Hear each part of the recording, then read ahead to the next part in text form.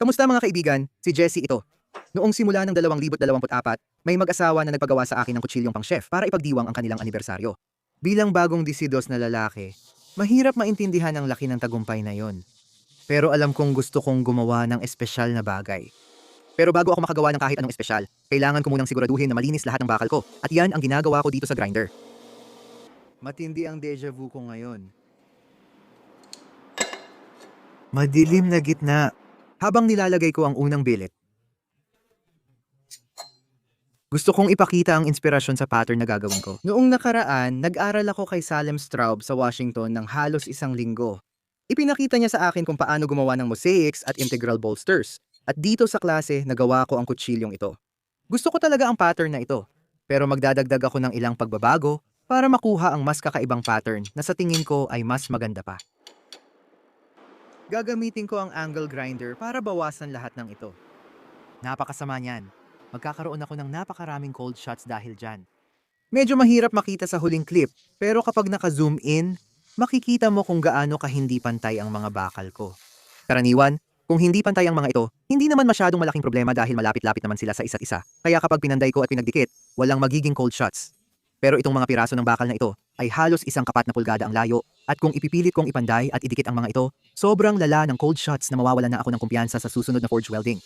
Oo, matapos kong gumamit ng angle grinder ng 20 minuto para pantayin ang bakal, lumipat ako sa grinder at ibang muscle group dahil sobrang nangalay na ako. Kung titingnan mong mabuti ang billet, malalaman mo agad kung aling mga layer ang nilagay ko at saan. Dahil lahat ng mas matatangkad na piraso ay 1084 at lahat ng mas maiikli ay 15 at 20.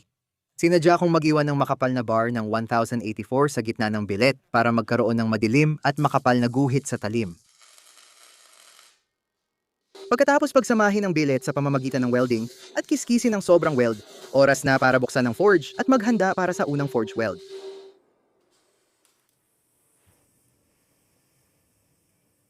Napakalaki ng unang billet na ito na halos hindi ito magkasya sa bariles ko ng Parkes 50. Dati, sinabi ko na ang prosesong ito ay pumipigil sa oksidasyon ng billet. Pero may isa pa pala itong benepisyo na hindi ko pa nababanggit. Pagkatapos masunog ang langis at maging carbon soot, may bahagi nito na talagang pumapasok sa bakal. Nakakatulong ito para mabalanse ang pagkawala ng carbon mula sa bakal kapag mataas ang init. Hinawakan ko ang rebar at aksidenteng naipit ang marka nito sa bagong guwantes ko. Grabe yun.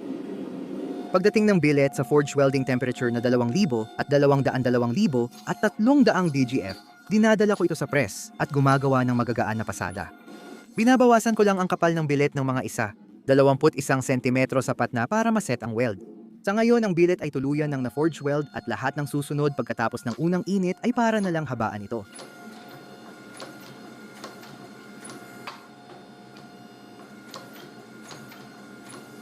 Noong huling video ko, tinanong ko kung gusto ng mga tao marinig ang mga kwento ko sa Forge Fire. At karamihan ay nagsabing gusto talaga nilang marinig. Kaya sa tingin ko, magkukwento ako ng mabilis ngayon. Habang nagsushoot ng Gladiators of the Forge, pinatuloy nila ako sa malapit na hotel at binigyan ng pang-araw-araw na pera para sa pagkain. Hindi kami pwedeng lumabas ng hotel dahil sa COVID protocol. Kaya ginagastos ko ang pera sa DoorDash ng pagkain tuwing gabi pag uwi ko galing set. Nagpa-deliver ako ng iba't ibang pagkain pero madalas penne vodka mula sa malapit na kainan ang in-order ko. Sa 20 hanggang 30 araw na nanatili ako doon, mas mahigit kalahati ng mga gabi ay penne vodka ang in-order ko. Mahilig akong kumain ng paborito kong pagkain kapag stress halata sa DoorDash history ko. Sobrang dami ng penne vodka na kinain ko nung buwan na yon at pakiramdam ko dahil sa sunod-sunod na pagkain ko ng penne vodka, nasanay ang utak ko. Kaya ngayon, tuwing stressed ako, hinahanap-hanap ko ang penne na may vodka sauce at kaunting karne.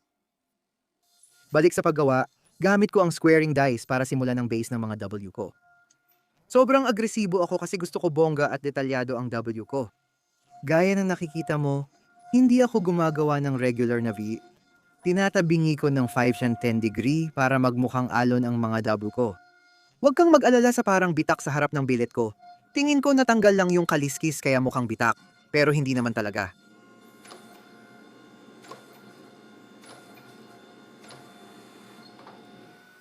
Ginagawa ko to ng kusa ang wild noon. Ang plano para sa unang billet na ito ay pahabain at patirikin ito Nang sapat para maputol ko ito sa 8 magkakahiwalay na piraso at pagkatapos ay pagsasamahin. Ang totoo, mas mahaba at mabigat ang panimulang billet ko ngayon. 6 na pulgada kumpara sa 4, kaysa sa huli kong ginawa na nireklamo ko na noon dahil mabigat.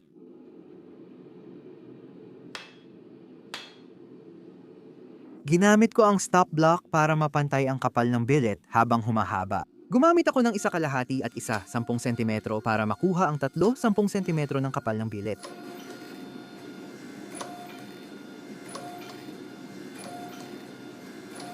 Bago ako mag-forge welding, mahirap na hawakan ang billet ko. 12 pulgada na ito at may 2 rebar sa dulo. Parang malakas na masong pinapalo ko. Dahil sa halos 3 talampakang haba ng billet ko, mas marami akong kailangang kontroling puwersa. Lumaki at humaba ang billet kaya hindi na nito masuportahan ang sarili sa forge, kaya ginamit ko ang quench tank bilang suporta. Kita sa mukha ko na pagod na ako sa pagbuhat nito at siguro umabot sa 100 at 50 ang tibok ng puso ko habang ginagawa ko to.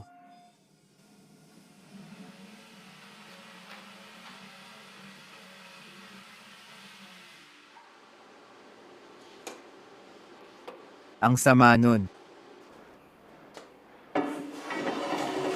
Grabe ang haba niya. Bago ko markahan ang mga linya para hatiin ang billet sa 8 piraso, kailangan ko munang putulin ang hawakan at ang basurang dulo sa unahan. Madalas sa unang hiwa pa lang, makikita mo na kung maganda ang forge welds dahil dulo ng bar ang pinakamalalang bahagi ng forge weld. May 29 ikawalong na materyales, ilan ito kapag hinati sa 8. Hinahati ko ang haba sa 8 at sinusukat gamit ang caliper para maging pantay ang 8 piraso.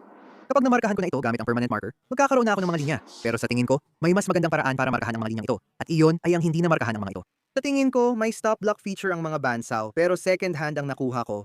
At nung dumating ito, sobrang baluktot na at hindi ko talaga pinagkakatiwalaan. Kapag may bagong shop at bandsaw na ako, magagamit ko na yung feature na yon at di na kailangang gumamit ng caliper pang mark.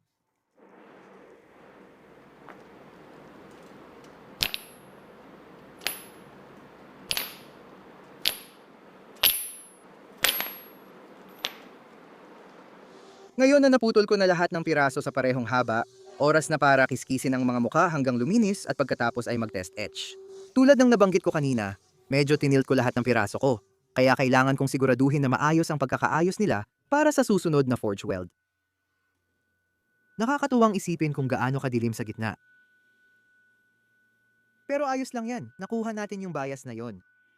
Sige, puro pahilis lang na linya ang nakikita, pero kapag inikot ko, bawat isa sa kanila,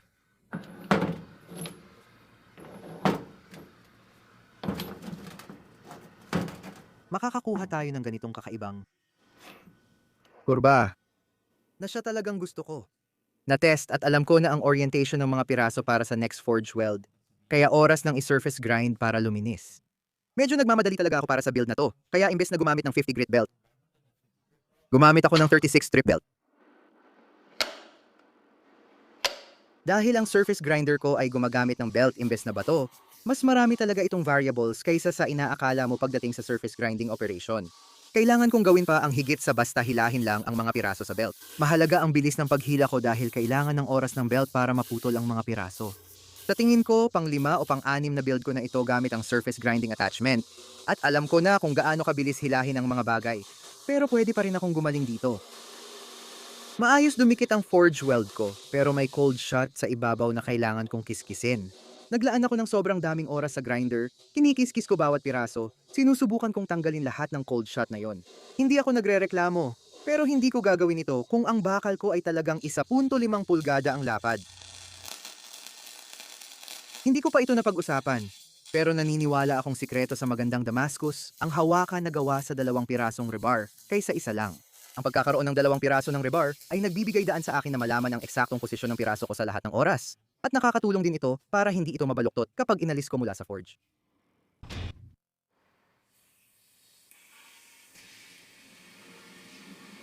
Nang naka-on na ang forge, oras na para isawsaw ulit ang billet ko sa Park 50 ko.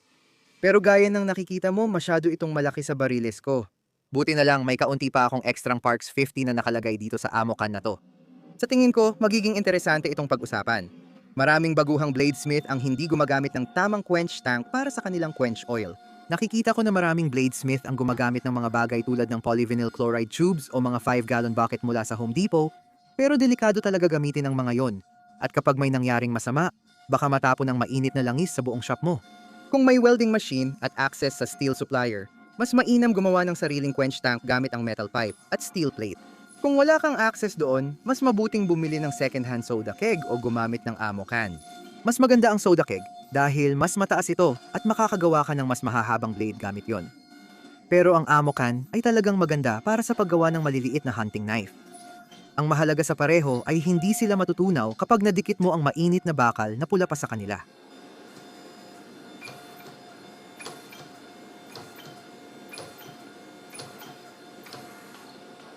Balik tayo sa paggawa. Hinihila ko lang ngayon ang bar para gawing mahabang parisukat. Susunod, i-4-way ko ito, pero hindi ko pa i-re-square. Mamaya ko pa gagawin yon. Ngayon, hihilahin ko lang muna ito.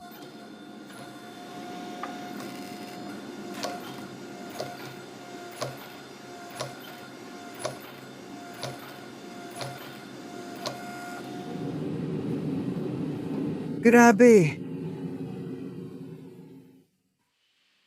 Ay, sobrang mapurol na ng talim, inabot ako ng 4 na oras para maputol ang isang hiwa. Sa palagay ko, hindi pantay ang pagkapudpod ng bandsaw blade ko. Sa tingin ko, ako ang may kasalanan kasi nasira ko talaga ang talim nung pinutol ko ang stainless steel sa huling video.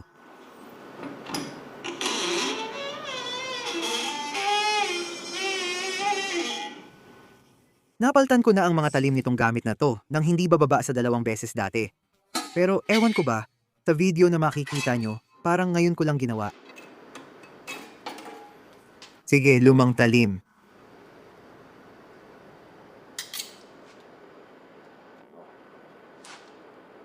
Mamaya ko na ito tiklupin.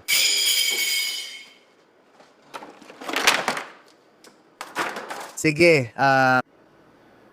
kailangan ko ng kutsilyo. Wala ako nito. Hello?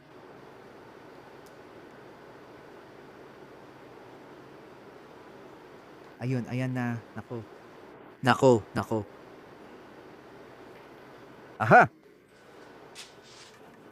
Kailangan kong paluwagin ang bantay. Pero hindi ko gusto. Nakabili ako ng second-hand na bandsaw na may talim na, pero walang instruction manual. Sobrang mapurol na ng talim. At ang pangit ng pagkakatensyon nito kaya kahit gaano ko pahigpitan, lagi itong natatanggal sa mga gulong.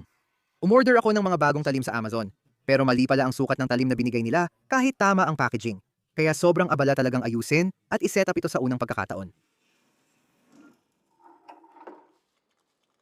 Ngayon na nahati na ang billet sa 4 na pantay na piraso, oras na ulit para sa isa pang test etch. Ang gamit kong belt dito ay mapurol na 120 grit. Mas gusto kong makita agad ang gusto ko, kung hindi, maiinis ako. Yan ang gusto natin, putulin mo.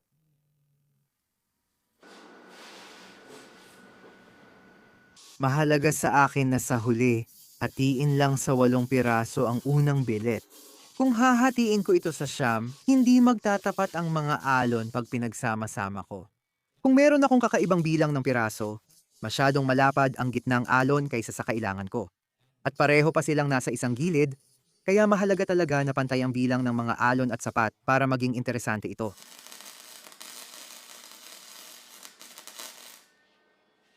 Ayos?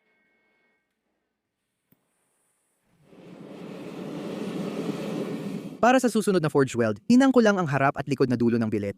Hindi ko hinang ang mga gilid kahit kaunti. Makakatulong ng sapat ang oil coating para maiwasan ang oksidasyon. At halos magkapareho naman ang laki ng mga piraso ko. Kaya hindi ko na kailangang mag-alala na madudulas ang mga ito. Dapat kong tandaan na mas mabilis uminit ang ibabaw ng billet kaysa ilalim, kaya kailangan baliktarin paminsan-minsan. Makikita ito sa pagbabago ng kulay. Para maset ang forge weld, ginagamit ko ang squaring dice ko. Pwede ko sanang gawin ito sa malalaki kong flat dice pero nakakatulong ang squaring dice para masiguro na maganda ang forge weld sa gitna ng billet. Pwede ko rin itong gawin gamit ang flat dice pero dahil meron akong squaring dice, iyon ang ginagamit ko.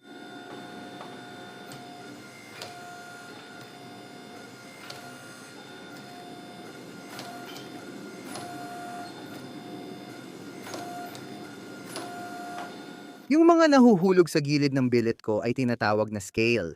Ang scale ay makapal na kalawang na nabubuo sa ibabaw kapag inalis mula sa forge at nag-o-oxidize. Ngayon, ang dahilan kung bakit makapal ang scale ko at mabilis itong lumalabas ay dahil nagpo-forge welding ako sa sobrang taas na temperatura.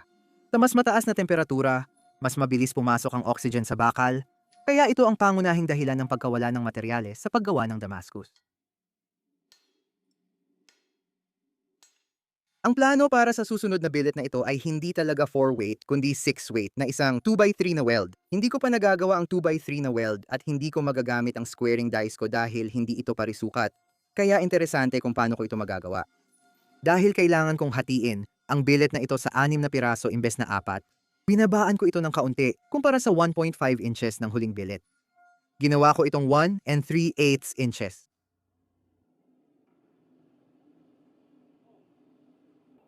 Ang 13 and a quarter na hinati sa 6 ay 2 inches at medyo mas mababa ito sa 0.2. Bawat isa ay 6 tuldok 63. Kaya gagawin kong 2 tuldok 21 bawat isa. Magiging maikli ang billet nito. Hindi ito forging fire, kaya wag mo akong sigawan sa paggamit ng cellphone ko. Sana may paraan para makabili ng mas manipis na bandsaw blades para hindi ako masyadong magsayang ng materyales na puputulin ko. Hindi ko agad matetest ang pag-etch sa harap ng lahat kasi hindi iyon gagana. Kailangan ko itong gawin ng pares kaya ganito ang paraan. Sa ganong paraan, magkakapareho ang mga pattern ko. Dinala ko ulit lahat ng piraso sa sandpaper na 120 grit para sa test etch na ito. Wala talaga akong alam sa kalalabasan nito, sana maganda ang resulta. Grabe, tingnan mo yan. Gusto ko sana na ganito ang itsura, o kaya naman, sa tingin ko, mas maganda ito. Hindi ko magamit ang surface grinder para linisin ang mga piraso para sa 6 na direksyong welding dahil masyadong maiikli at naiipit sila sa magnet channel. Babalik ako sa dating welding magnet at tatayo sa grinder ng 45 minuto para linisin ang mga piraso.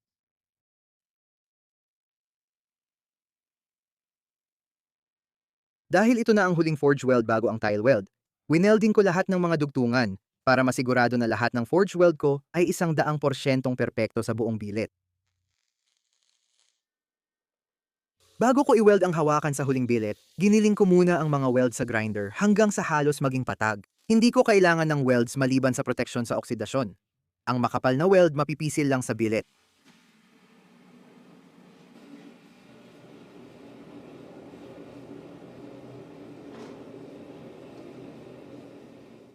Isa sa mga bagay na sinisigurado kong gawin, paminsan-minsan, ay lagyan ng langis ang mga press dies ko. Napakahalaga nito para masigurado ang tibay ng mga guides at ng press mismo. Nagmintis lang ba ako? Ayan na. Ginamit ko ang flat dies para simulan ang unique na itsura ng 2x3 forge weld na ito. Hindi ko lang ito ilalagay sa flat dies, balak ko ring gawing parisukat ang cross-section bago gamitin ang squaring dies. Technical, hindi na kailangan ng squaring dies matapos kong ayusin gamit ang flat dies, pero gusto ko lang masiguro na perpekto ang forge weld sa mga kanto.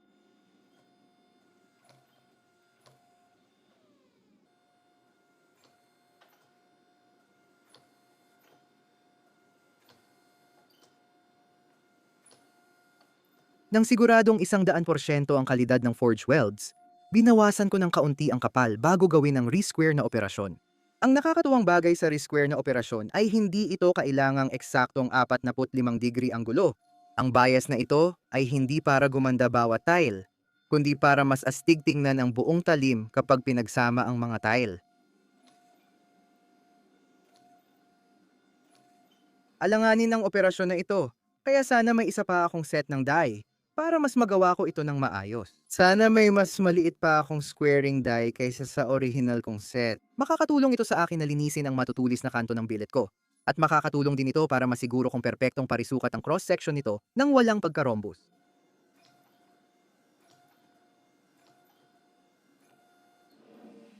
Iniisip ko kung anong gilid ang hahabaan at alin ang paiikliin.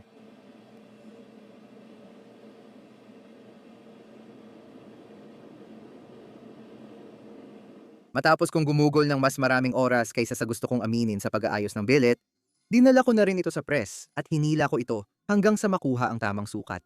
Sa tingin ko, ang huling billet ko ay isa-isa sa 4 na pulgada ang kapal at isa 5-8 pulgada ang lapad.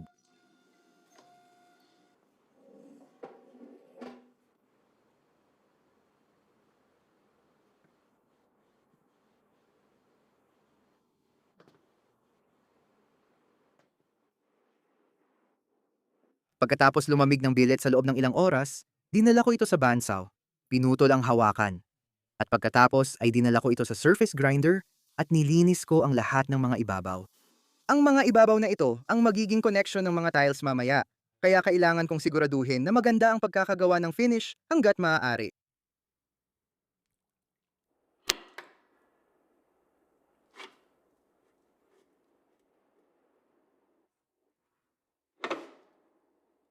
Gaya ng dati, itinakda ko ang aking bandsaw sa 35 degree para makuha ko ang pinakamainam na tiles para sa tile welding. Gusto ko kapal ay 0 tuldok 55 bawat isa. 0.6 lang. Di ako tiwala sa sarili ko.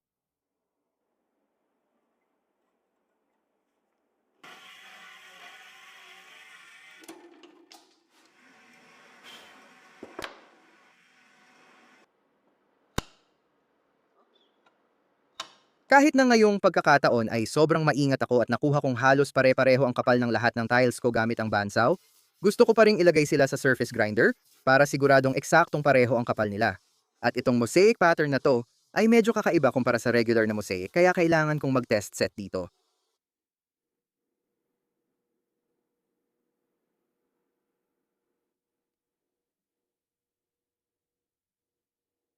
Ayon sa obserbasyon ko, ito rin ang ginagawa ko kaya sa tingin ko magiging maayos ang kalalabasan nito. Sa ngayon, ganito ang pattern. Pahilis sa lahat ng ito na magmumukhang astig. Pero ang gagawin ko ay kukunin ko. Ito, babaliktarin ko para bumaba ito. Aakyat ulit, bababa. Kaya ngayon, ganito na siya. Tapos ko nang ma-theory craft at ayusin ang pattern. Kaya ihahanda ko na ang sheet metal para sa tile weld. Sa huli kong video, nabanggit kong ayoko gumamit ng sheet metal cutter kasi nababaluktot nito ang metal. Pero ngayon, wala akong choice kasi sobrang laki ng piraso para sa bandsaw. Pinatabingi ko ang mga gilid at nilinis ang ibabaw ng sheet metal para madaling dumikit sa mga tile.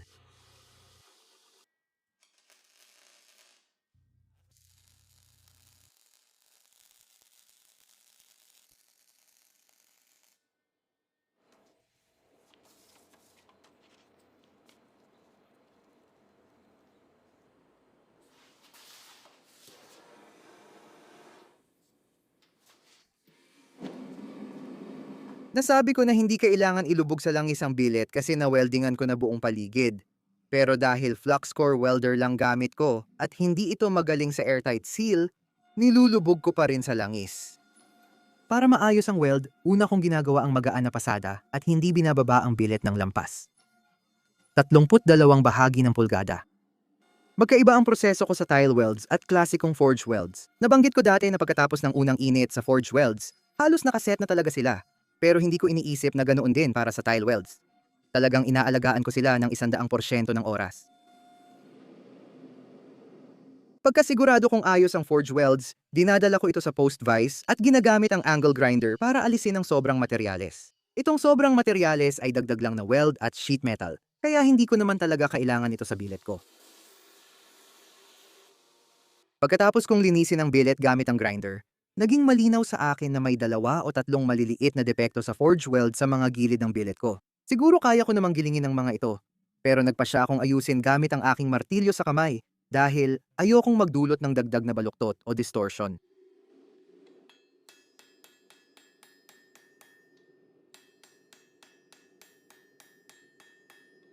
Sa una, mukhang mas mahusay ang 25 toneladang hydraulic press ko sa forge welds kaysa sa manual na martilyo.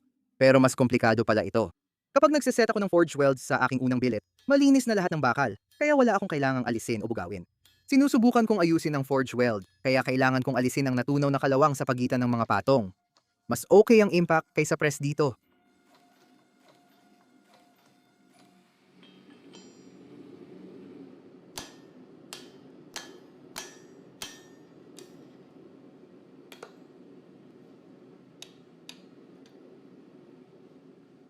Ayos. May plano ang chef's knife na magkaroon ng integral bolster, pero baka iniisip mo kung saan kukunin ang materyales para dito. Alam na ng mga nakapanood ng video ko sa Mosaic Damascus Cleaver kung paano ko gagawin ito. Para sa iba, ipo-forge weld ko ang bolster. Kailangan ko munang ihiwalay ang materyales para sa tang at bolster bago ko magawa yon. Inilipat ko ang karamihan ng materyales gamit ang press na may offset dies. Pero pagkatapos, dinala ko ito sa anvil at ginamit ang hand hammer para tapusin ang hugis. Isa ito sa mga pagkakataon na sobrang saya ko na natutunan ko lahat ng forging gamit ang hand hammer. Gaya ng nakikita mo dyan, gumagamit ako ng crossbeam hammer para simulan ang paghila ng aking sakong. Ang sakong ng kutsilyo ng chef ay isa sa pinakamahalagang bahagi na dapat makuha sa tamang sukat. At sa kaso ko, gusto kong hilahin muna ito ng kaunti bago ko i-forge ang isa sa mga bolster.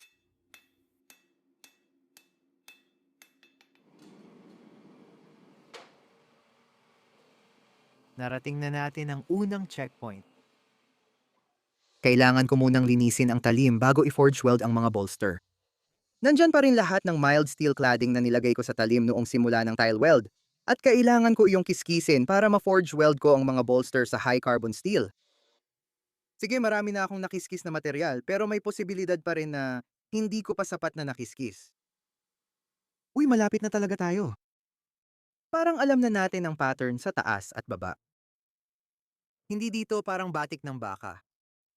Kaya kaunting kiskis pa, tapos handa na tayong ilagay ang mga bolster. Sa pagkakataong ito, ang test etch ay parang x-ray. At makikita ko ng eksakto kung ano ang nangyayari sa bakal ko. Pag natanggal ko ang natitirang sheet metal, sisimulan ko na ang paghahanda ng materyales na ipapanday at i-weld sa talim.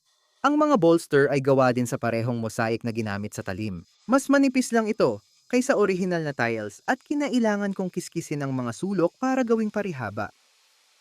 Para naman sa pagdikit ko sa talim para sa forward welding, dalawang magagaan na tack lang ang ginagawa ko sa bawat bolster. Hindi ko na kailangan gawin ng sobra. Wala talaga akong tamang gamit para sa trabahong ito. Pinakamainam gamitin dito ang tungsten inert gas welder para tungsten inert gas sa paligid ng bolster at walang oxygen na papasok, pero wala akong idadagdag na ibang materyales. Para simulan ang mga weld na ito, una kong tinatamaan ang gitna, tapos pupunta ako sa bawat sulok ng mga bolster. At gaya ng nakikita mo dito, ang bolster na nagsisimula sa ibaba ay mas lumalamig, kaya kailangan kong siguraduhin na gumawa ng maraming forge welding heats.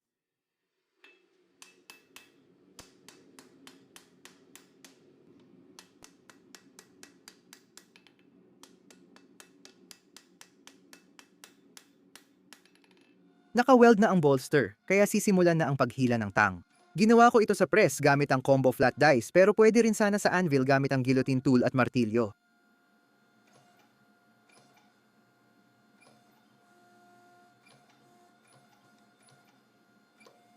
Para maghanda sa pag-forge ng talim, dinala ko ito sa anvil at pinatuwid ko ang lahat para may mahawakan ako habang aktwal na pinuforge ang talim. Kaya ang talim na ito ay magiging isa na namang Santoku style na kutsilyo ng chef. Pero imbes na isang agent chef's knife, magiging isang 10 pulgadang kutsilyo ng chef ito. Naglaan ako ng maraming materyales para sa sarili ko nang pinuputol ko ang mga tile ko. Pinutol ko sila ng 0.6 na pulgada ang kapal bawat isa. Kaya sapat na ito para gumawa ng Bowie knife.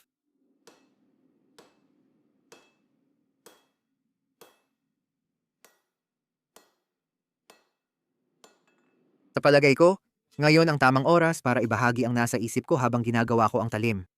Maraming tao ang gustong magpanday ng eksakto sa sukat kapag ginagawa nila ang kanilang mga talim. Kasama dito ang cross-section at profile. At mayroon ding mga tao na kabaligtaran ng ginagawa. Pinapanday nila ito na parang isang malaking tipak, tapos saka na lang nila hinuhugis ang profile pagkatapos. Nagpapasya ako sa gitna, pero mas malapit sa panig na inaayos ko muna ang profile. Ngayon, ito ay Mosaic Damascus, kaya hindi ko pwedeng ipanday ng eksakto ang hugis kahit gusto ko, dahil magdudulot iyon ng hindi kinakailangang pagbaluktot ng pattern. Pinapanday ko pa rin ang talim ayon sa hugis, maliban sa ilang parte ng sakong at dulo. Ang sakong ay nasa 2 at 1/4. Nabanggit ko na ang paggawa ng katana at bowie ay training ko para sa kutsilyong pangkusina. Pero habang ginagawa ko yon, nabulol ako at nagkamali sa proseso.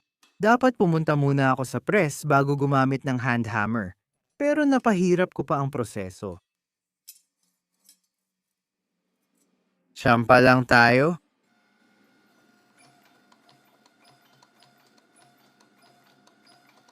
May kulang kong trick para sa mga bladesmith. Tingnan nyo, nakausli ng bahagya ang spine ko lampas sa bolster. Pinapababa ko yon pero ayokong baguhin ang taas ng sakong. Tinatabingi ko ang martilyo pa atras para lumiit ang contact area at mailipat ang material pababa. Kaya hindi nagbabago ang taas ng sakong. Maaaring maapektuhan kung masyadong malakas ang hampas, kaya pakiramdaman mo habang ginagawa.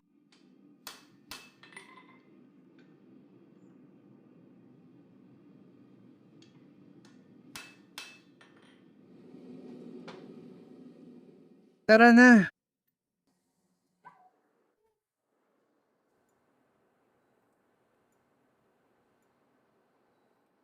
Sige, matapos ang 3 araw ng pandadaya, madumi na ang tindahan. Nagtataka ako kung gaano kalaki ang may ipon nating alikabok. Ay grabe. Maraming nagtanong sa comments kung kaya kong gawing bakal muli ang kaliskis na ito. Sa tingin ko, posible naman. Maraming lumang smelt tree ang gumagamit ng iron ore na kadalasan ay iron oxide lang. Hindi lang tinutunaw ng smelt tree ang iron oxide, kundi nire-reduce ito gamit ang carbon monoxide para makagawa ng bakal at carbon dioxide.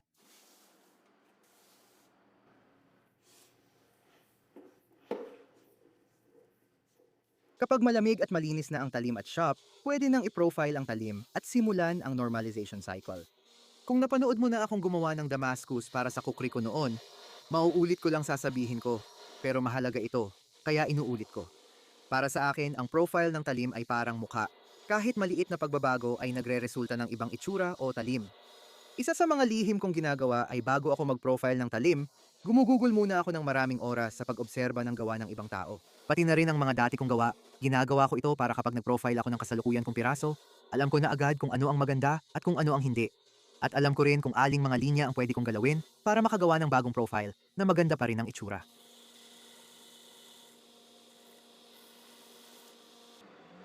Lahat ng forge welds ko hanggang ngayon ay medyo perpekto. May konting parte sa dulo ng bolster na hindi dumikit. Pero okay lang kasi balak ko naman i-grind pa abante. O maganda ang itsura ng tile weld sa buong haba ng talim at makapal pa ang bakal. Walang problema kahit may kaunting baluktot. Bago ang normalization, gusto ko munang kiskisin ng sheet steel sa magkabilang gilid ng talim. May nabasa akong kapaki-pakinabang na komento kamakailan. Sa normalization, gaya ng sabi ko sa huling video, nino-normalize ko ang carbon sa buong talim. Kung may sheet steel pa sa labas ng high carbon steel, parang kinukuha lang ng talim ko ang carbon ng bakal. Alam ko na na-forge ko na ito sa mataas na temperatura ng medyo matagal na panahon, kaya may ilang carbon na kumalat na. Pero malamang hindi pa ito lubos na kumalat at gusto kong bawasan ito hanggat maaari bago ko gawin ang aktual na normalization.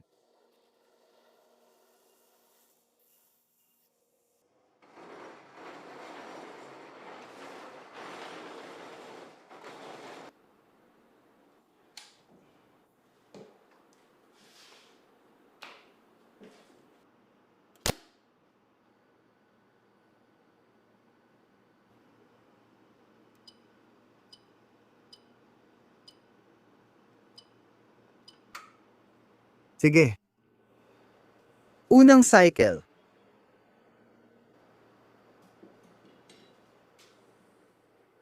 Gusto kong subukang ayusin ang kaunting baluktot sa unang normalization cycle, kaya iyon ang ginagawa ko dito. Ang unang cycle ay ginawa ko sa 1,650 degree Fahrenheit. Pinapalamig ko ang talim sa 800 hanggang 900 Fahrenheit sa pagitan ng mga cycle. Ang ikalawa at ikatlong cycle ay ginawa ko sa 1,500 DGF at 1,350 DGF ayon sa pagkakasunod. Kung titingnan mong mabuti ang talim dito, makikita mo ang mga alon ng init na gumagalaw pabalik-balik sa ibabaw ng talim. Ang tawag dyan ay recoalescence at nangyayari ito dahil ang bakal ay dumadaan sa mga pagbabago ng yugto habang lumalamig.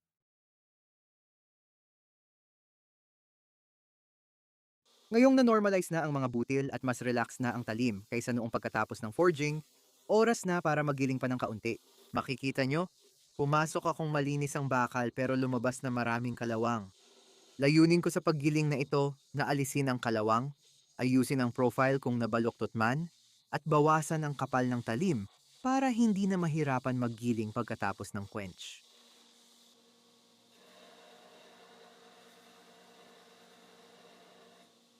Pag tinatanggal ko ang marami sa material, nagpapalit ako ng paggiling. Minsan talim pataas, minsan gulugod pataas. Kapag talim pataas, sa ibaba lang ng talim natatanggal ang material. Kapag gulugod pataas, sa kabilang bahagi naman. Nakakakuha ako ng bahagyang convex para sa final hasa ng kutsilyo, pero hindi ito bagay bago mag-quench. Kaya kailangan ko itong tandaan habang naggiling at nagpapapayat ng talim. Bago mag-quench, binabasag ko muna ang mga kanto gamit ang slack belt at pinong grit na belt. Binabawasan nito ang stress concentration na pwedeng magdulot ng bitak.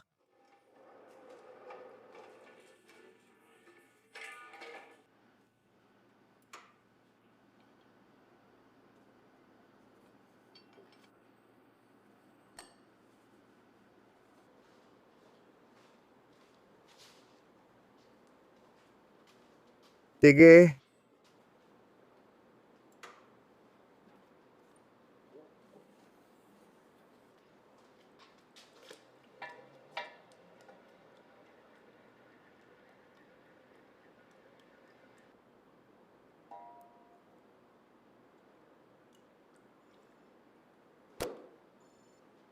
Medyo diretso. Oh, mahirap yan kaya di ko nasusubukan.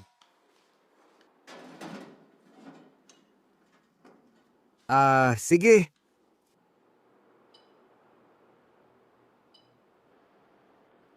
Sige, tapos na tayo sa temper. Gusto kong makita kung gaano kabigat ito. Ang wild nun? Kailangan kong bawasan. Kasi ngayon, 3 beses ang bigat nito kumpara sa gusto ko. Kaya naging maayos naman ang quench. Kung narinig mo yung mga maliliit na tunog habang nagko-quench, yun lang yung timbangan na natanggal. Hindi yun bitak o kung anuman. At yan ang magdadala sa akin sa susunod na hakbang ng proseso. Mula sa quench, nagkaroon ako ng makapal na layer ng decarb kasi ganun talaga ang proseso ng quench. At ang ginagawa ko ngayon ay ginagiling ko yung decarb para diretsong mapunta na ako sa talim. Kapag walang decarb, sobrang tuwid ang talim. Wala ring hahatak dito ngayon. Kaya medyo nabaluktot ito nung heat treat. Makikita mo na may konting liko.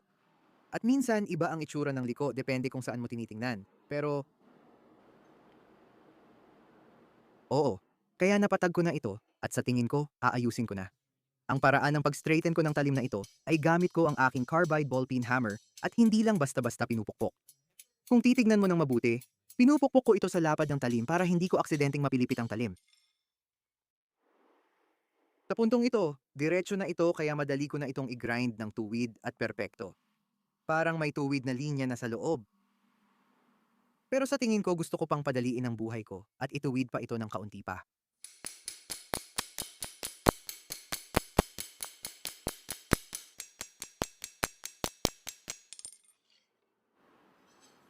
Ayos na ayos yan. Oo, kaya ko yan, kaya ko yan. Kailangan ko lang magguhit ng ilang linya bago tanggalin ang huling materyales.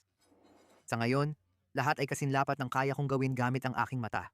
At maayos naman ang mata ko pero hindi ito perpekto. At kung magguguhit ako ng mga linya, mapapaperpekto ko ito. Kailangan kong kiskisin. Yan pababa hanggang doon. Karaniwan sa oras na ito ko napapansin kung gaano kakapal ang tangko. Kapag nagpapanday ako, palagi kong iniisip na mas manipis sila kaysa sa totoong kapal nila. At pagkatapos, kapag lumamig na at kailangan ko na silang kiskisin, mas marami pa pala akong kailangang alisin na materyales. Kung pag-uusapan, kung problema ba ito o hindi, hindi ko talaga iniisip na problema ito. Pero nakakainis lang talaga. Kasi kapag mas makapal ang isang bagay, mas marami kang kailangang trabahuhin. At nabanggit ko na dati na hindi mo pwedeng dagdagan ang materyales sa isang bagay, pwede mo lang itong bawasan. Naliit at naka-align na ang tang sa gulugod, kaya ibabalik ko na ang atensyon ko sa talim. Tinimbang ko ang talim kanina at nasa 1.5 libra ito at gusto kong pababain ito ng mas mababa pa sa 1 libra. Pakiramdam ko may ilang pananaw pagdating sa geometry ng kutsilyong pangkusina. May mga tao na gumagawa ng komplikadong B grinds, S grinds, may mga gumagawa ng convex grinds at may mga gumagawa ng flat grinds. Bukod sa mga ito, may komplikadong Japanese grinds tulad ng Yanagiba na may hollow sa likod, single at double bevels, at iba't ibang hasa kahit pareho ang bevel angle.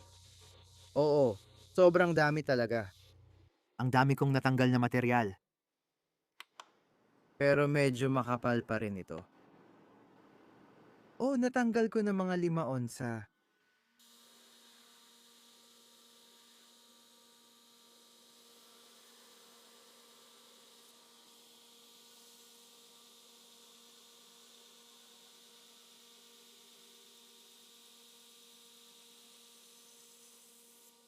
Madalas kong paglaanan ng oras ang paglipat mula bolster papuntang talim dahil kapag hindi maganda, parang malina ang buong talim. Mas gusto ko yung flat grind kaysa i-grind gamit ang contact wheel para maging bilog. Paumanhin po. Ayan na.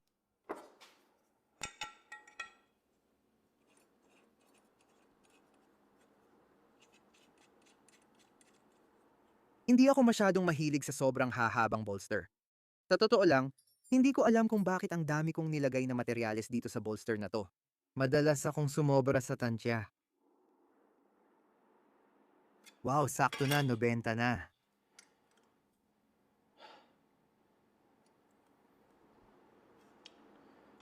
Joke lang.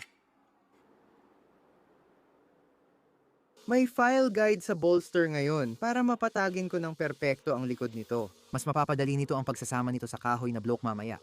Technical na usapan, hindi ko talaga kailangan ng file guide. Kung magaling talaga ako sa grinder at kaya kong patagin ng perpekto gamit lang ang mata, pwede ko namang gawin yon. Pero mas pinadadali ng file guide ang proseso at nababawasan ang mga posibleng pagkakamali.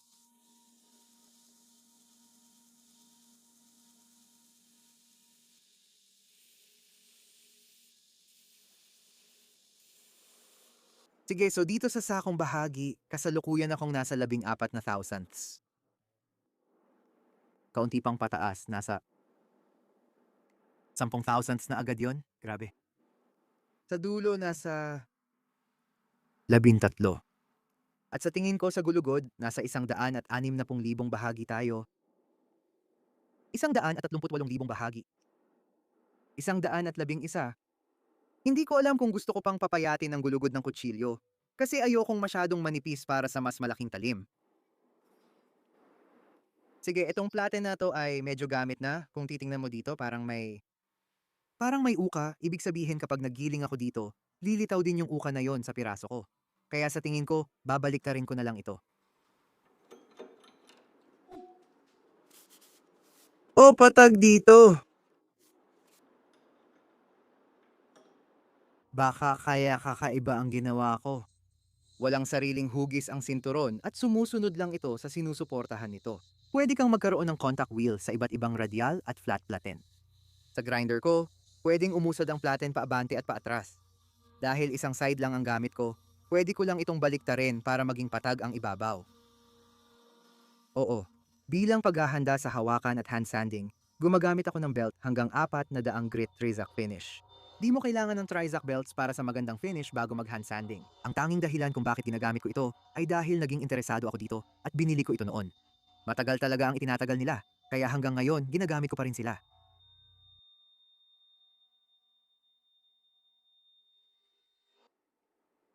Oh, sa tingin ko gagawin ko na ito.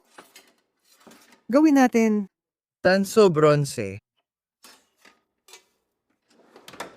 Para sa spacer, pinagsama ko ang tanso at bronze imbes na pumili lang ng isa. Karaniwan, pinagsasama ng iba ang magka-contrast na kulay gaya ng tanso at itim na G10 kapag gumagawa ng sandwich spacer.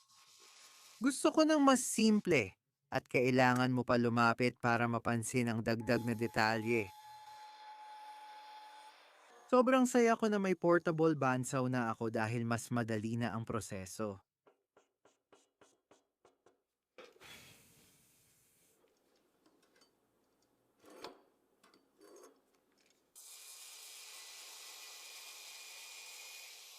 Madalas kong marinig, Jesse, bakit ka gumagamit ng caliper sa pagsukat?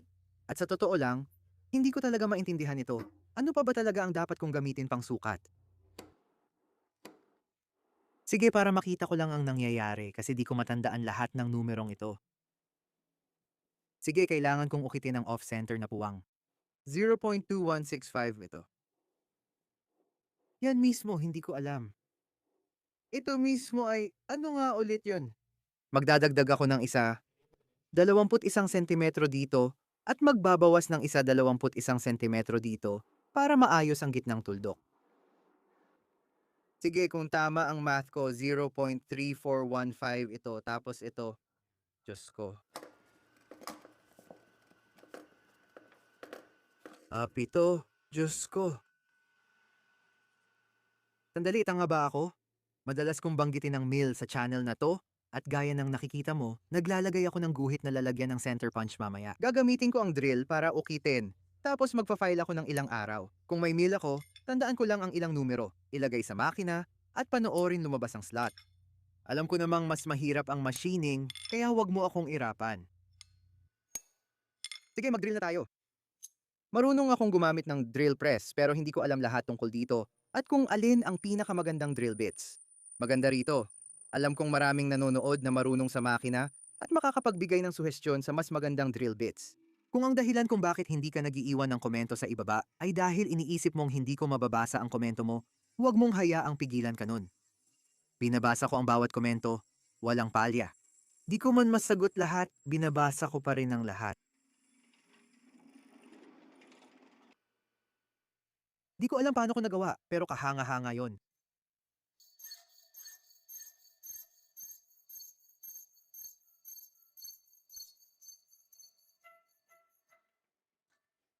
Sandali, ang bilis nun. Sa tingin ko gusto kong gamitin ang file na ito. Ngayon kanto na lang ang kukunin ko. Dahil sa dati kong karanasan sa pag-file ng makapal na stainless steel, madali na lang ito para sa akin. Pakiramdam ko ang bilis ng mga pangyayari at marami akong nagagawa. Pero kahit ganoon, hindi pa rin filing ang pinakamasayang bagay na magagawa ko at sana mas mabilis pa rin ito. Diyos ko, sandali lang.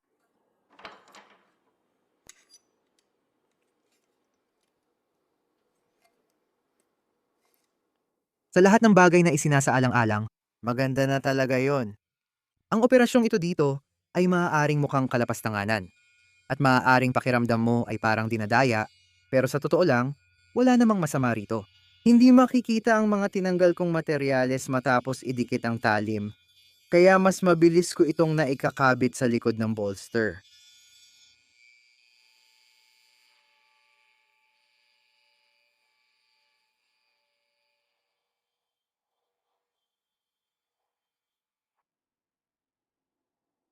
Sige.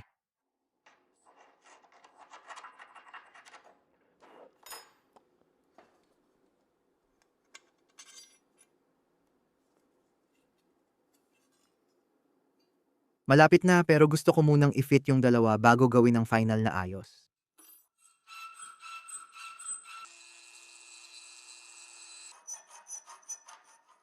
Sana swertehin tayo. Boom!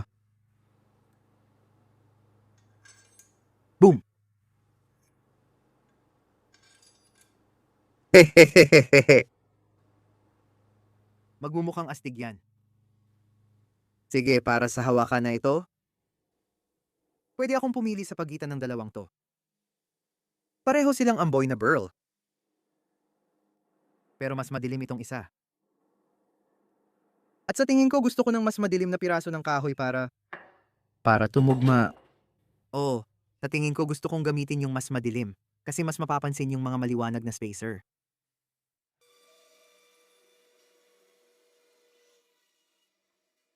Pagkatapos putulin ang tamang laki ng bloke ng kahoy, pantayin na ito at ihanda para ukitin ang puwang ng tang. Gusto kong linawin ang tungkol sa paggawa ng hawakan. Maraming nagtatanong sa komento kung bakit hindi ko ginagawa ang full tang construction sa mamahaling kutsilyong ito. Mas matibay ang full tang kaysa hidden tang. Pero sa mga kutsilyong ginagawa ko, hindi lakas ang pinaka-importante. Para sa lahat ng gagamitin dito, sapat na ang hidden tang construction pagdating sa tibay. Hindi ko magagawa ang hidden tang guard fit-ups na ginawa ko sa aking mga Bowie kung full tang construction ang ginamit ko. At hindi ko rin magagawa ang mga spacer tulad ng ginawa ko sa chef's knife kung full tang ang ginamit ko.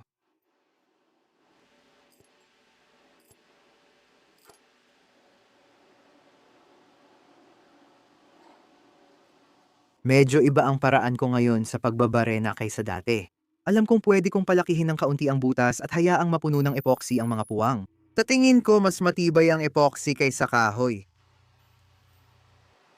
Mainit yan, aray. Baka huli ko na nasabi, pero may sipon ako habang nire-record ang voice-overs ng video na to. At malamang naririnig nyo sa boses ko. Pero kung hindi nyo napansin, ayan, alam nyo na ngayon. Sige, balik sa paggawa. May 3 butas na ako para sa tang, kaya gagamitin ko na ang drill bit para pagdugtungin ang mga ito. Ito talaga ang dahilan kung bakit hindi ako agad gumawa ng hidden tang handles. Nung una kong gawin ang mga kutsilyo, puro full tang kasi ayokong mag-drill sa loob ng kahoy na di ko nakikita. Nakuha ko na ang lalim at lapad, kailangan ko na lang palawakin ang mga sulok.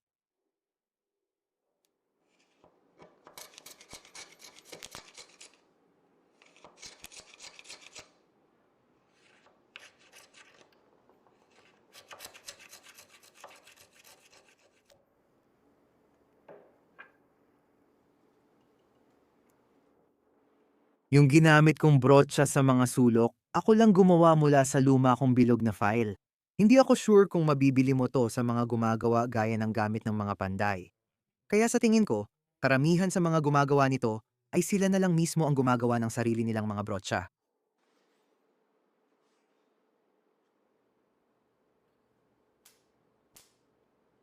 Grabe, parang 1 milimetro lang nakuha natin.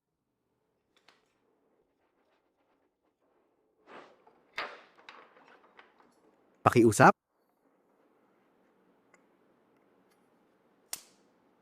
Anong nagpapahirap sa'yo? Lahat ay parang perpektong parisukat, pero may ilang libong bahagi ng pulgada ang agwat ng spacer sa taas. Ayusin ko tapos ready na para sa paligid.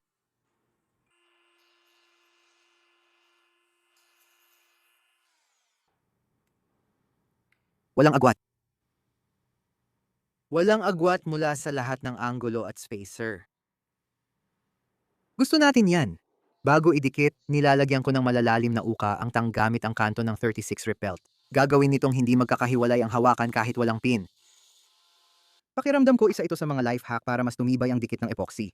Ang kailangan mo lang gawin ay linisin ang mga piraso mo. Kung may langis ang mga piraso mo, hindi didikit ng maayos ang epoxy sa mga pirasong gusto mong pagdugtungin. At ang paglilinis ng mga piraso ay para siguradong hindi iyon magiging problema. Malinis na ang lahat.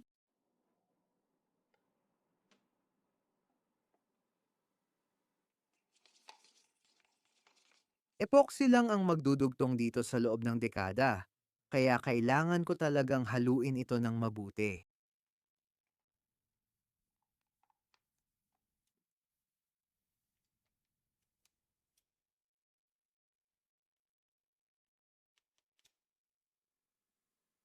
Ah, dapat talaga nagsusuot ako ng guwantes para dito. Ito ang huli kong video bago mag-early 2025 kaya uulitin ko ang sinabi ko sa last video. Tinatapos ko na ang huling semestre ko sa Universidad ng Michigan at magpo-full-time na ako sa YouTube. Kailangan ko ng ideya para sa mga video sa 2025. May naisip na akong gumawa ulit ng katana mula sa One Piece. Di ko muna sasabihin kung alin.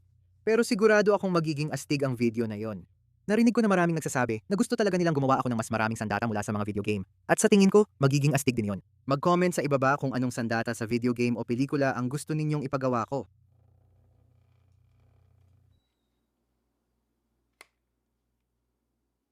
Sa tingin ko ayos na tayo. Sige, siguro 24 na oras na, tanda ng tanong. Anong nangyari sa daliri ko? Masakit. O nga, tara mag-grind na tayo. Gusto kong subukan na 3 bahagi sa harap at 2 bahagi sa likod. Kailangan ko pang alamin ang tamang transition dito dahil parang mali ang mga linya. Halata na hindi pa ako nakagawa ng hawakan na may 3 bahagi sa harap at 2 bahagi sa likod kasi mali ang mga linyang iginuhit ko. Ang paggawa ng hawakan ng kutsilyo ay parang pag-ukit. Pareho lang kahit sa marmol o kahoy. Para sa akin, unang hakbang ay maglatag ng reference surfaces bilang gabay. Kaya tinawag itong reference surface.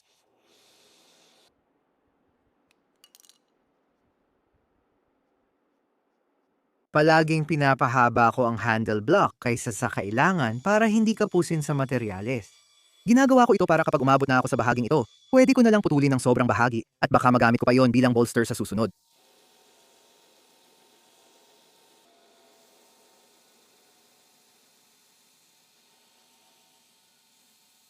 Ang block na ito na ipinapahid ko sa belt ay tinatawag na belt eraser. Matibay itong goma na nag-aalis ng alikabok at debris ng kahoy sa belt abrasive.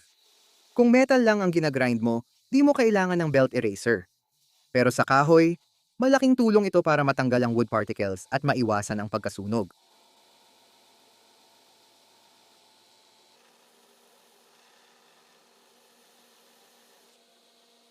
Kailangan kong mag-ingat na hindi uminit ang bolster ng kutsilyong ito dahil gawa rin ito sa pinatigas na bakal. Kapag uminit masyado ang epoxy sa hawakan, pwede itong maging malagkit at lumuwag, kaya ayokong mangyari yon.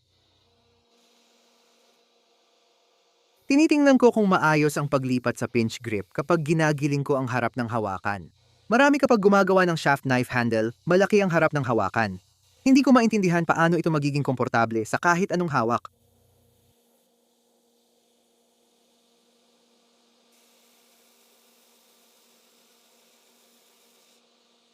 Nagkamali ako ng kaunti sa paggawa ng hawakan na ito. Parang nag-autopilot utak ko at giniling ko agad ang hawakan na may tatlong gilid sa likod, hindi dalawang gilid lang. Nipis ang likod ng kaunti kaysa gusto ko. Pero hindi naapektuhan ang final na hugis ng hawakan at eksakto pa rin sa gusto ko.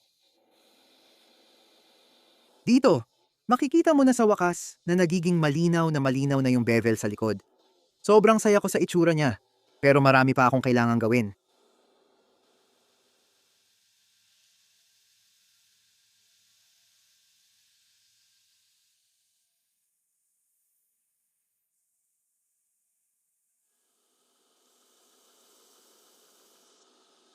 Napagdesisyonan ko na kung saan ilalagay ang facet points. Nandito na siya pero itutulak ko pa pataas para mapunta dito. Meron akong ganun sa kabila kung saan nagtatagpo ang mga dulo dito at doon. Kaya gusto kong gayahin ito sa kabilang side at itulak ito pataas doon. Makikita mo na mas komplikado pala ang paglalagay ng facet sa hawakan kaysa inaakala. Hindi lang dapat maganda ang itsura nila sa isang side, kundi dapat eksaktong pareho rin sa kabila. Di ito kita sa camera, pero matagal kong tiningnan at ininspeksyon ng hawakan, pinaikot-ikot at siniguradong perpekto lahat. Ang susunod na hakbang ay huling pagliha gamit kamay bago mag-ukit. Nililinis ko lahat ng sulok, choil at binibilugan ang harap ng bolster para hindi sumakit ang kamay ng gagamit. Aabot sa 400 grit ang bawat talim bago lihain.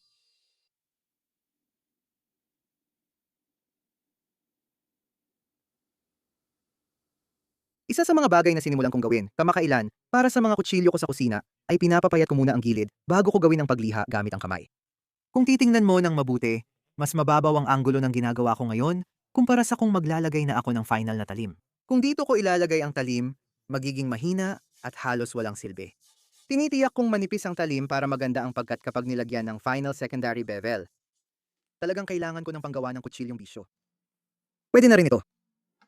Pero medyo pinakamasama, alam mo yon. Pinakamalayo na ito sa hand sanding ng kutsilyo ko. Dati, gitna ng proseso ko hinahansand ang talim, tapos hawakan. Ngayon, tinuloy ko hanggang matapos. Sige, medyo mataas ito. Sumasakit na ang siko ko kaya gagawin ko na lang ito. Para sa hand sanding ngayon, nagsimula ako sa 200 at 20 grit at inakyat ko hanggang 600 grit. Karaniwan na ito sa akin at ayokong subukan ibang paraan para sa talim na ito. Pwede kong gamitin ang kuko ko para ipakita kung gaano kanipis ang gilid ng kutsilyo, saka ko lang ito itutulak ng ganito. Kaya kong gawin ito gamit ang kuko ko. Ibig sabihin talagang manipis ito at napakahalaga niyan para sa kutsilyo ng chef. At ang Bonnier Burl ay talagang may maraming maliliit na imperfection at pinupuno ko ang mga ito ng katamtamang lapot na itim na super glue. Masyadong maliit ang mga dumi kaya di naaapektuhan ng tibay. Pakiramdam ko ay parang si Blacktail Studio ako. Pagkatuyo ng super glue, nagfa-file muna ako bago magliha. Ang super glue na ito ay parang malagkit na madaling bumara sa lahat ng liha na ginagamit ko. Kaya gusto kong siguraduhin na pantay muna ito bago ako gumamit ng liha. Hindi pa naliliha ang buong hawakan, kaya pati bakal at kahoy ay kailangan pang lihaing sabay. Nagpasya akong lihaing muna ang kahoy bago ang bolster dahil mas mabilis malihang ang kahoy kaysa sa bakal. At nakatulong ito para mataas pa rin ang morale ko.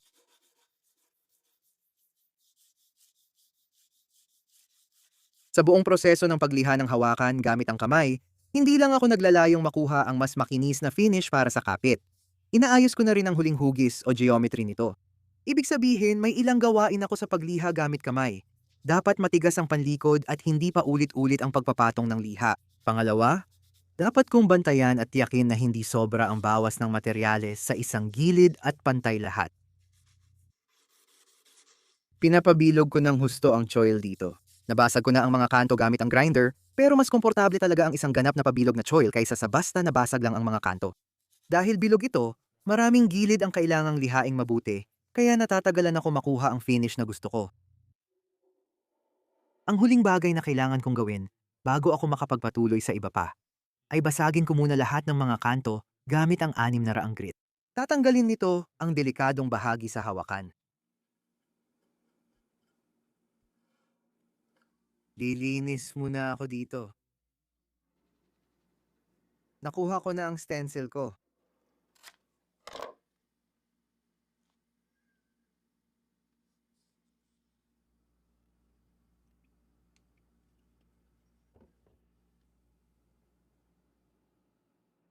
Ay, hindi pala nakasaksak. Sige, gawin natin ito ng maayos ngayon, na may totoong kuryente na dumadaloy.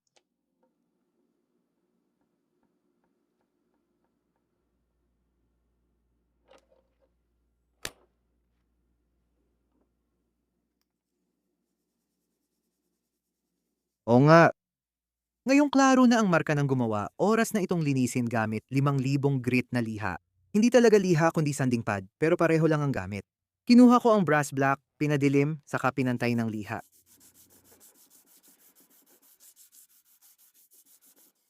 Sa tingin ko, ito na ang pinakamalinaw na Maker's Mark na nagawa ko, yung pangalan ko mismo.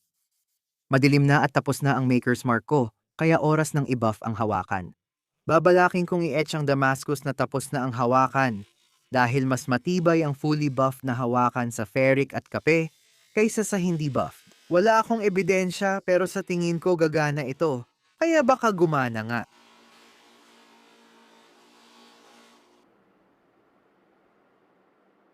Ang ganda niyan. Panahon ng i-etch ang Damascus. Tinitiyak kong malinis ito bago ilagay sa ferric. Sige, sana swertihin, sana swertihin. Sige, tingnan natin, tingnan natin.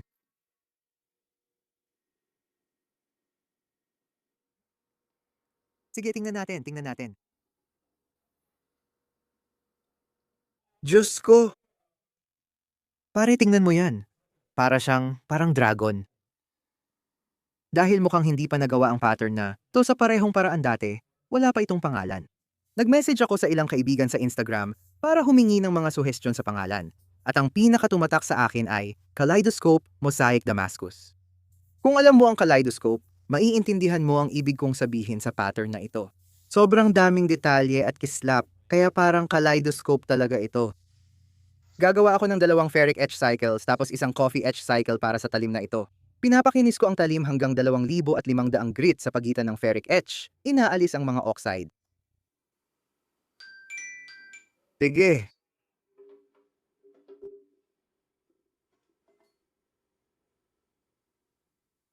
Hindi ko pinakita sa camera, pero kinailangang lihain pati hindi patag na bahagi ng talim. Damascus din ang bolster kaya kailangan kong lihain para matanggal ang oksido sa lahat ng anggulo.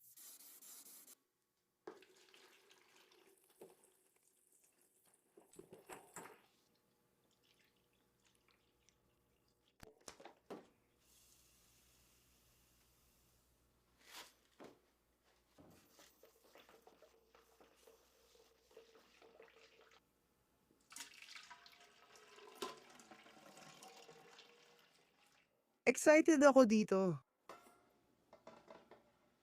Sana maging maganda ang kalabasan nito sa loob ng 3 oras. 4 na oras na ang lumipas. Tingnan natin kung ano ang nakuha natin. Pakiusap.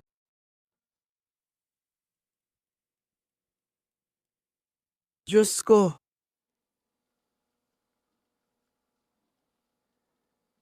Hindi yan totoo. Maraming bagay ang nagustuhan ko sa proyektong ito. Ang kaleidoscope mosaic pattern ay lumabas na sobrang astig dahil sa natural na alon-alon at malalim na contrast pagkatapos ng coffee etch. Mas maganda pa ang hawakan kaysa sa inaasahan ko dahil sa matalim na gilid, makulay na kahoy, at integral bolster na Damascus din tulad ng talim. Mga kliyente, sana magustuhan ninyo ang regalong ito para sa ika-4 na po anibersaryo at maging maganda ang karanasan ninyo. At para sa iyo manonood, sana ay nagustuhan mo ang panonood sa akin habang ginagawa ko ang talim na ito mula simula hanggang matapos. Sa lahat ng iyan, ipinapakita ko sa inyo ang finished chef's knife.